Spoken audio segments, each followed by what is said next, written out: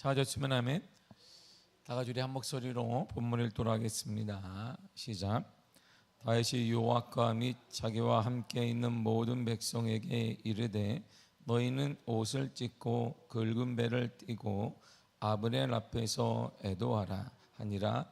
다윗 왕이 상여를 따라가 아브넬을 헤브론에 장사하고 아브넬의 무덤에서 왕이 소리를 높여 울고 백성도 다 우니라.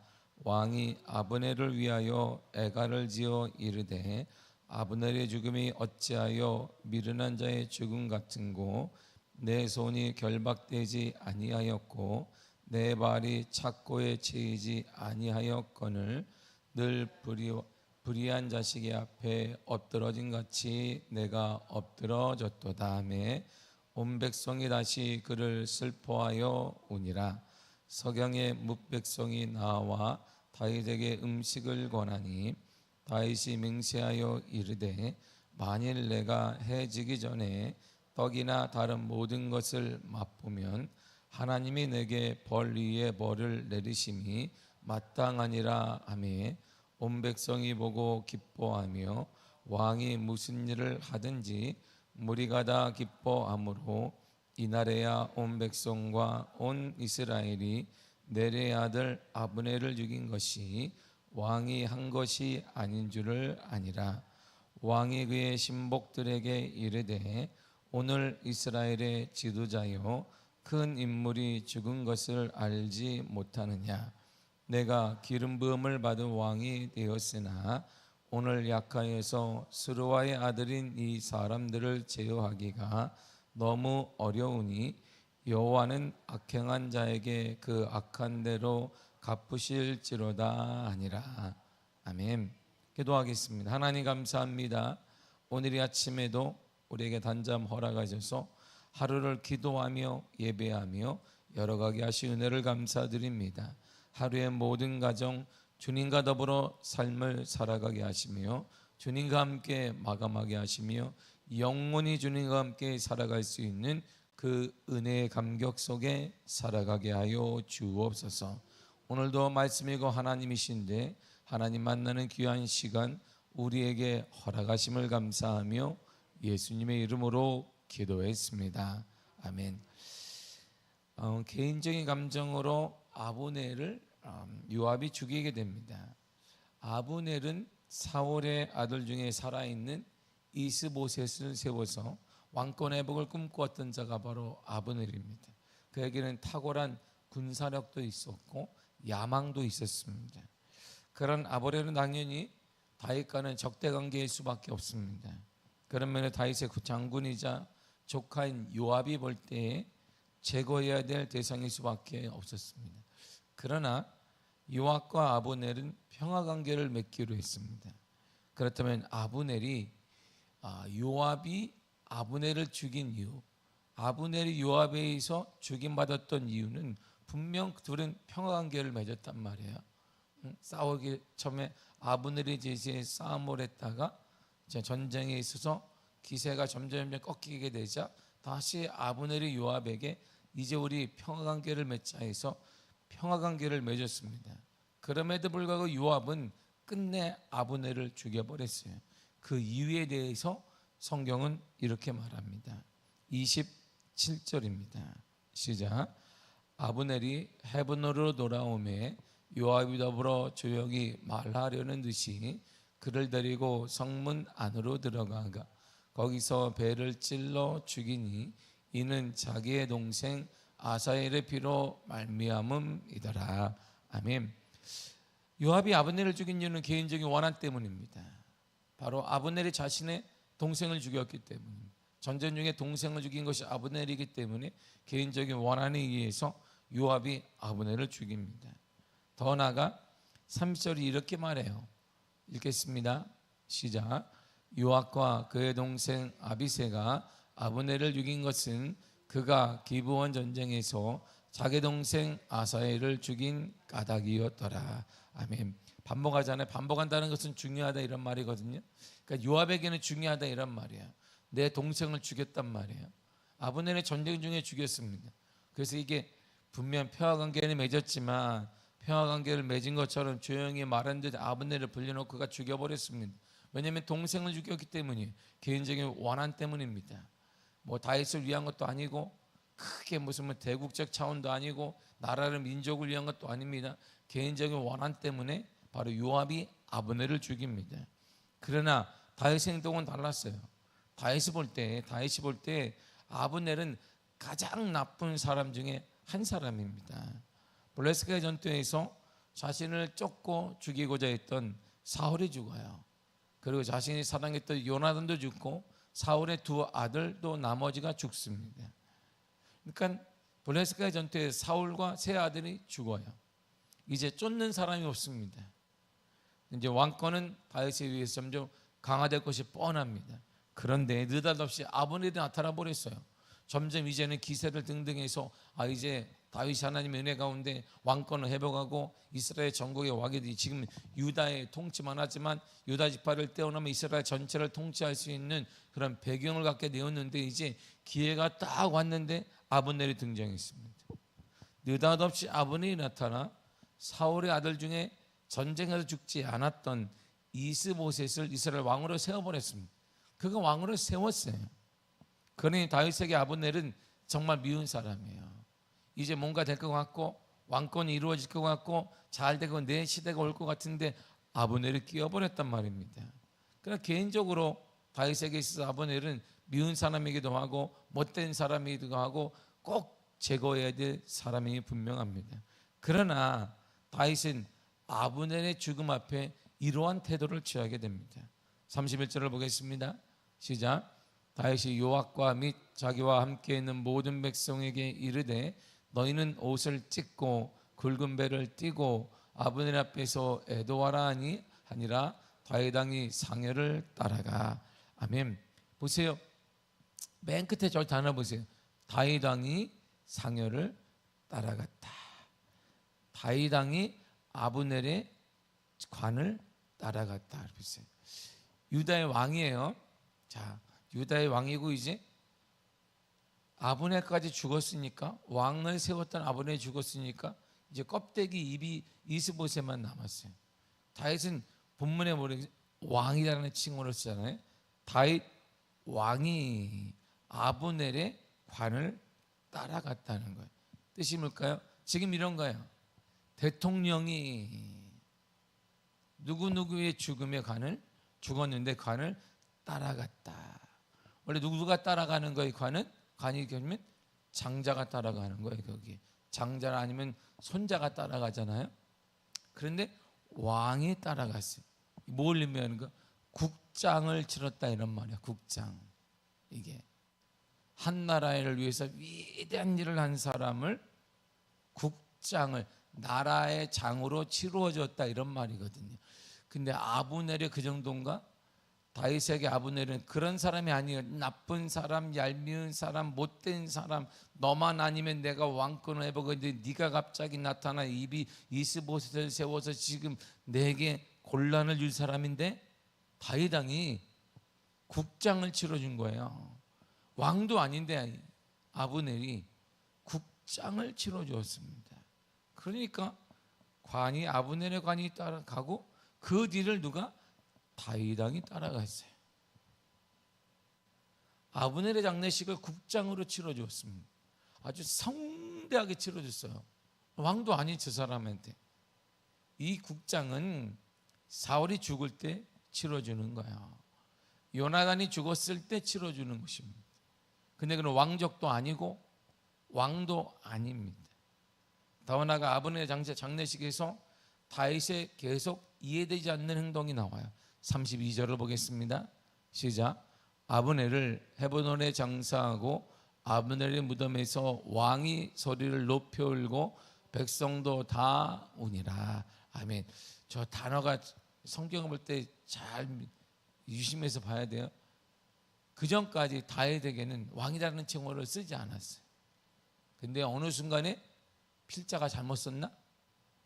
다윗 다음에 뭐라고 했어요? 왕이라는 칭호를 넣어요. 그러니까 아브넬이 딱 죽으니까 한쪽에 있어서 기세가 와야 됐다 이런 말이에요. 이스라엘과 유다 지파의 왕이 두 사람이었단 말이에요. 유다 지파의 왕은 다윗이에요. 다윗은 지금 유다 지파에게만 인정을 받았던 왕이에요.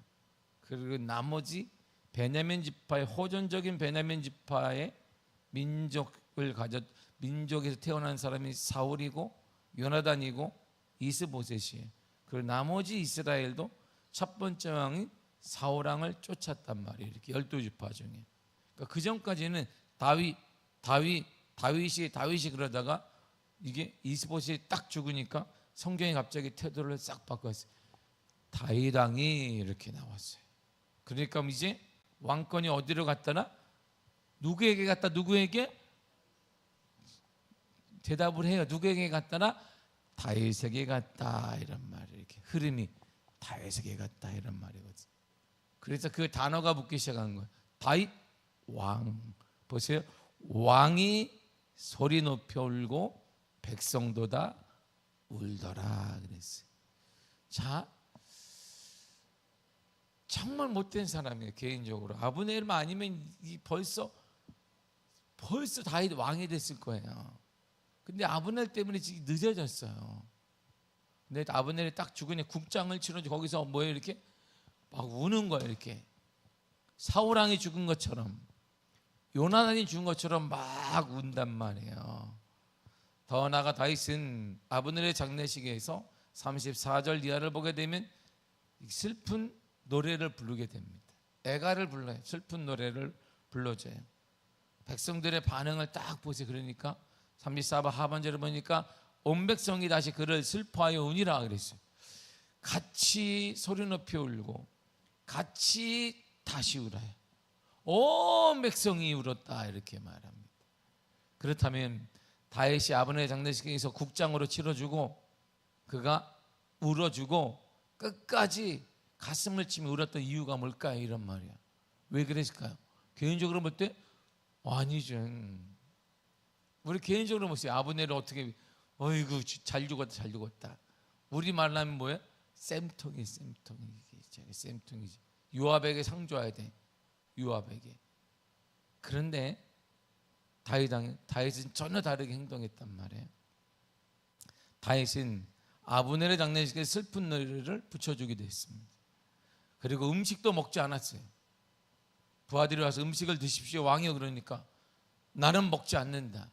금식했습니다. 아브넬을 위하여서, 아브넬의 슬픔 앞에. 35절을 보세요. 시작. 석양에 뭇백성이 나와 다윗에게 음식을 권하니 다윗이 맹세하여 이르되 만일 내가 해지기 전에 떡이나 다른 모든 것을 맛보면 하나님이 내게 벌리의 벌을 내리심이 마땅하니라. 아멘. 아멘. 중동지방이에요. 지금 중동지방이잖아요. 되게 덥습니다. 제가 얼마 전에 사우디아라비아에서 이들의 이슬람의 최대 명절이 끝났어요. 라마단 기간이 끝났는데 그때 근래 드문 우리나라도 기상이변 때문에 그렇지만 기상이변이 50도 이상까지 쭉쭉 올라갔어요. 수많은 사람이 죽었습니다. 라마단 기간에 이게 적지 않은 이슬람 중동인들이 죽었어요. 왜요? 기상 50도 계속 올라가는 거예요. 60도까지. 왜? 근데 힘들어도 먹으면 안 돼. 해지기 전까지 이들은 먹으면 안 된단 말이에요. 참다가 죽은 사람들이 많아요. 뉴스에만 많다라는 말이 나왔으니까 아마 이들이 뉴스에 통계 내지 않은 사람까지 합치면 적지 않은 사람들이 많이 죽었을 것입니다. 중동이 바로 그런 지역이지 않아요? 그 땡볕에 지금 다윗에게 있어요. 다윗이 걱정하니까 드셔야 합니다. 드십시오 하니까 나는 내가 맹세하는데 먹지 않을 것이다. 해지기 전까지. 내가 먹으면 하나님이 내게 벌의 벌을 내리실 것이다. 이렇게 얘기를 해요. 다윗이 아브넬 장례식의 격을 이렇게까지 높여준 이유가 뭘까요? 그렇다면 왜 다윗은 자신의 적이기도 하고 이 아브넬 때문에 잔잔했던 왕권이 그대로 흘러올 수 있었는데 불구하고 지체하게 만들었던 그 아브넬의 그 죽음 앞에 이런 최고의 대우를 해줬냔 말이에요. 그 이유가 37절에 있어요. 다 같이 읽겠습니다. 시작. 이날에야 온 백성과 온 이스라엘이 넬의 아들 아브넬을 죽인 것이 왕이 한 것이 아닌 줄을 아니라. 아멘. 보세요. 요압이 둘이 몰래 만났단 말이에요. 근데 대화하자고 한 것이 아니에요. 요압은 자신 아사엘 동생이 죽은 것에 대한 개인적 원한을 품었어요. 그걸 만나가지고 탁 죽여버렸단 말이에요. 그게 이 전 이스라엘에 쫙 퍼졌어요. 다윗 왕이 장군 요압을 시켜서 아브넬을 죽였다. 쫙 퍼졌어요. 그러면 이게 한 나라가, 이스라엘은 전체를 볼 때 화합은 이제 끝난 거야. 화합은 끝난 거야. 그리고 베냐민 지파가 그 얘기를 딱 들어봐요. 이제 사울 왕의 아들 이스보셋이 남아 있어. 우리에게 다시 왕이 되는 것을 막으려고 다윗이 비겁하게 자신의 최대의 오른팔인 요압을 보내서 아브넬을 제거했구나. 한판 우리하고 해보자는 거구나. 그러면 또다시 비비린다는 전쟁이 시작될 것입니다. 이제 사울이 아닌 이스라엘 전체와 다윗과의 전쟁이 시작될 거야. 오해가 쌓였단 말이에요. 다윗이 아브넬의 장례를 이렇게 격 높게 치러진 이유는 딱 하나예요. 오해를 풀기 위해서요. 오해를 풀어주기 위해. 대단한 대국적인 차원, 막 당연하죠. 뭐 나라를 아름답게 하니, 그것이 아니라 오해를 풀기. 사람의 마음에 있는 오해를, 사람의 오해가 정말 안 풀려. 이성적으로 설명을 해도 그러세요 뒤돌아보면 그럴 줄 알았어. 내가 우리 권사님도 보면 차 타고 오면 그러냐고, 천만에 그러지 않잖아요. 우리가 그러냐고 했다가 뒤돌아보면 내가 그럴 줄 알았어. 내가 그럴 줄 알았어. 감정이 이렇게 심한 풀리지 않는 거예요. 머리로 이해한다? 천만. 사람은 감정의 동물이기 때문에 머리로 가지고는 되지 않아요. 이걸 다윗은 보여줘야 돼서 봐야 되고 진심을 알려야 돼서.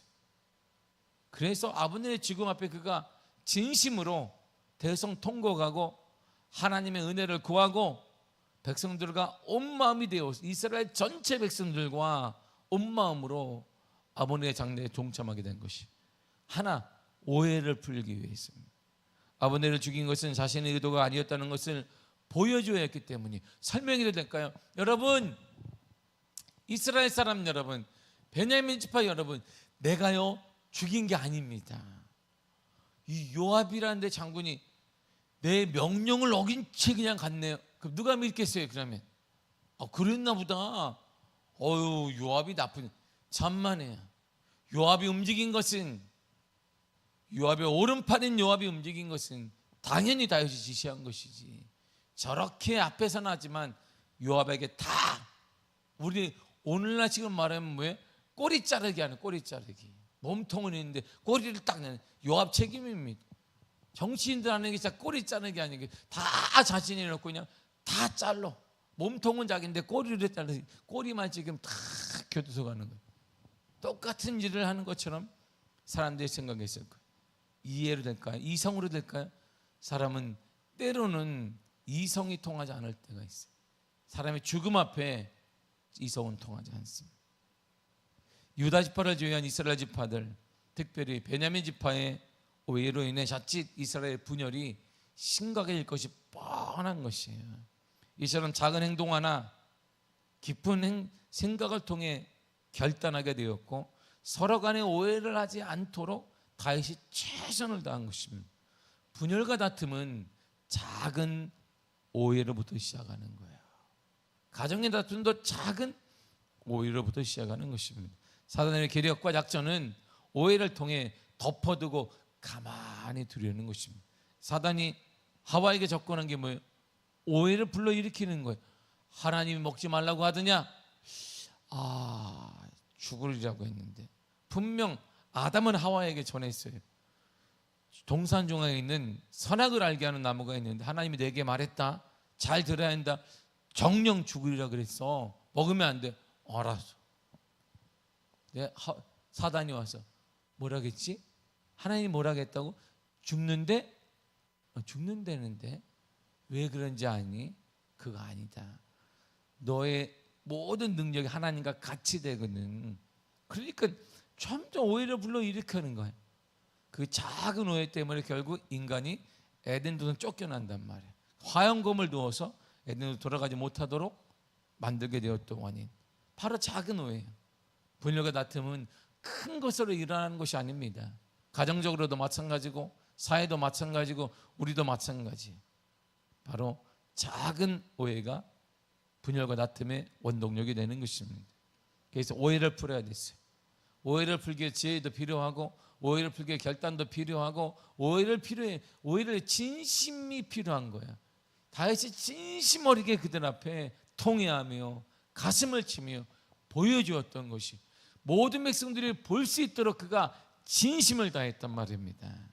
분명한 사실은 큰 비극과 분열과 증오는 작은 오해로부터 시작된다는 것이에요. 하나님에 대해서도 오해하지 마시기를 바랍니다. 사랑하는 사람과 공동체 일원에 대해서도 쉽게 오해하고 판단하지 말라면, 그거 진짜 하나님이 싫어하는 게 뭐냐? 자신이 다 아는 것처럼 행동하는 거예요. 내가 볼 때는 그런 거. 이러면 하지 말아요. 버스를 같이 타더라도 쉽게 말하지만 다른 사람에 대해서 정말 하나님이 그 입을 사용하지 않습니다. 그 생각을 사용하지 않습니다. 입의 열매를 하나님이 절대 우리에게 허락하지 않습니다. 내가 모든 걸 아는 것처럼 이 작은 오해가 분열을 일으키기도 하고 아픔을 주기도 하고 이 나라에 고통을 주게 되는 것입니다. 풀어야 합니다. 단 풀 때는 지혜롭게, 자신에게는 결단력 있게, 그리고 다윗처럼 진실되어야 되는 것이죠. 진실한 모습을 나도, 하나님도, 모든 사람도 확인할 수 있어야 된단 말입니다. 여러분들이 진실하다면 나도 알 수 있고 하나님도 알 수 있고 우리 이웃도 알 수 있어요. 그러면 이웃들이 인정해 줄 것입니다. 맞네, 다윗이 한 게 아니었구나, 다윗이 한 게 아니야. 다윗이 얼마나 진실되게 행동했으면 이스라엘 전 국민이 맞다라고 보았단 말이에요. 이 작은 오해를 다윗이 잘 풀었거든요. 이 잘 풀면서 그가 이 사건을 계기로 놀라운 축복 하나 받게 되는 게 뭐냐면 이스라엘의 왕이 되는 계기를 마련해. 보세요. 요압은 무턱대고 행동했는데 개인적 감정으로 요압은 아브넬을 죽였는데, 그걸 이 작은 오해를 풀기 위해 다윗이 최선을 다했더니 하나님은 그의 최선 위에 선물로 뭐를 주었냐면 이스라엘 전체의 왕이 될 수 있는 신뢰를 그가 얻도록 만들어준 것입니다. 위기가 와요. 그 위기를 진실되게 우리가 맞이하고 진실되게 하나님의 은혜를 구하고 사람 앞에 보여줄 수 있다면 이 위기가 축복으로 변화될 것입니다. 우리에게 닥친 그 위기가, 문제가 하나님의 은혜로 축복과 거룩과 은혜로 변화시켜 주실 것이에요. 이런 은혜가 여러분 삶에 넘쳐나 간절히 축복합니다. 여러분이 닥친 모든 위기들은, 모든 아픔들이 하나님의 은혜로 축복으로 변화되는, 악이 선으로 변화되는 그런 은혜가 여러분의 삶에 나타나기를 바라고, 진실되게 거짓을 버리고 나도, 하나님도, 우리의 공동체 일원도, 내 가족들도 알 수 있는 진실된 신앙의 모습으로, 하나님을 두려워하는 모습으로 살아가게 되시기를 간절히 축복합니다. 기도하겠습니다. 하나님 감사합니다.